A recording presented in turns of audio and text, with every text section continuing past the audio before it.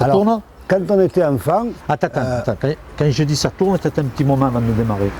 C'est bon, Robert? Quand on était enfant, bon, bien entendu... Alors attends, je te coupe. Tu regardes pas la caméra. Ouais. Tu regardes pas la caméra. Regarde là, non? Non, tu regardes où tu veux, Ouais. mais pas la caméra. Ah. Quand tu veux. Quand on était enfant... Alors attends. Je dis quand tu veux, démarre de suite. Il faut attendre une demi-seconde ou une seconde. Hein. Quand tu veux.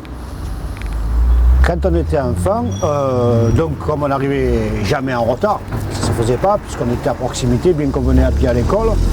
Donc on s'asseyait, où je suis assis actuellement, pour attendre l'heure de l'ouverture de la sonnerie de l'école.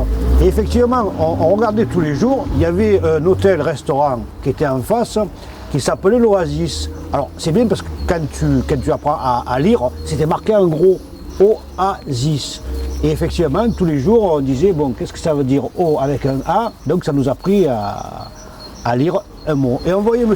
Thévenot, qui était un ténor, qui sortait sa traction tous les matins, à la même heure, avant que l'école arrive. Voilà, c'est une image que j'ai de l'ouverture de l'école, enfin des minutes qui précédaient l'ouverture de l'école. Coupe. Je vais vous parler de ce portail de l'école de Carry-le-Rouet. En fin de compte, on distingue les anneaux des Jeux Olympiques. Alors en fait, c'est M. Toulouse qui les a fait poser à l'occasion des Jeux Olympiques de 1968, qui était une chose très importante, Jeux Olympiques d'hiver. Il en a beaucoup parlé et effectivement il nous a transmis de nous intéresser à cela parce que il y avait donc Jean-Claude Killy, c'était très important pour le monde, hein, pas que pour la France. Il y avait Jean-Claude Killy, il y avait Annie Famos, il y avait en fait tous les skieurs et skieuses de l'époque étaient importants. Il y avait Johnny Hallyday qui avait fait un concert à Grenoble également. Claude Lelouch avait fait un film qui est passé au cinéma qui s'appelait 13 jours en France. Et donc ça a été un événement mondial. Donc ces anneaux qu'on distingue là et dans le portail suivant également, date de 1968 et pour une raison bien précise et un événement important. Tourne, quand tu veux.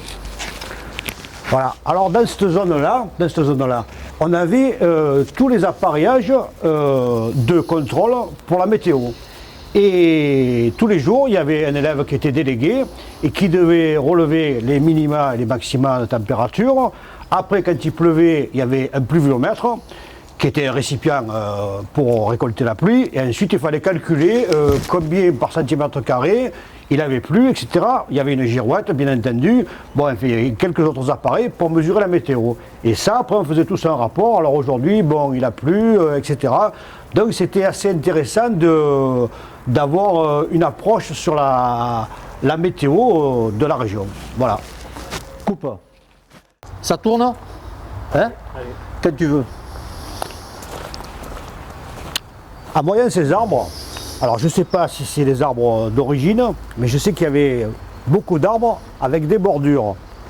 J'avais beaucoup d'arbres avec des bordures dans la cour.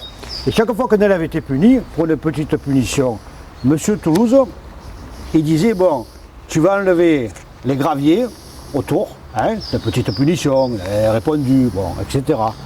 Et il y avait toujours un élève qui était puni, qui enlevait les graviers dans les bordures. Comme ça, les bordures étaient toujours propres. Bon, c'était des punitions justifiées. Et celui qui avait une punition un peu plus grave, lui, il disait, toi, tu vas aller à la chaufferie. Mais à la chaufferie... Arrête. Ouais. C'est parti.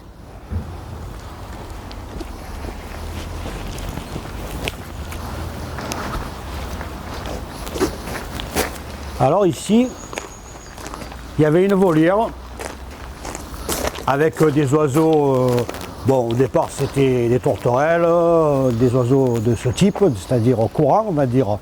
Et il y a une anecdote, c'est qu'il y avait entre autres des rossignols du Japon.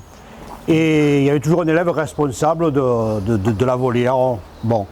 Et un jour il y a deux rossignols du Japon qui s'étaient échappés dans la butte de la gare.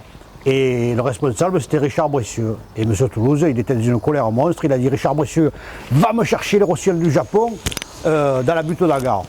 va chercher des rossignons du Japon dans la butte de la gare, c'est un peu compliqué. Donc ils n'ont été jamais retrouvés et Richard Bressieux, il n'a plus été responsable de la volière. Bon, mais c'était très intéressant pour nous de voir ces oiseaux en semi-liberté, parce qu'elle était assez grande quand même, la volière. Hein. Et donc ça nous a apporté des connaissances sur certains oiseaux qu'on ne connaissait pas et qui nous a aidé à aimer la nature assez généralement. Et ici, il y avait une fontaine avec une commande à pied circulaire, ici. Et donc c'était pratique pour les élèves, parce que bon, les élèves, quand ils sont un peu plus jeunes, ils ont soif, ils ont pour un oui, pour un non.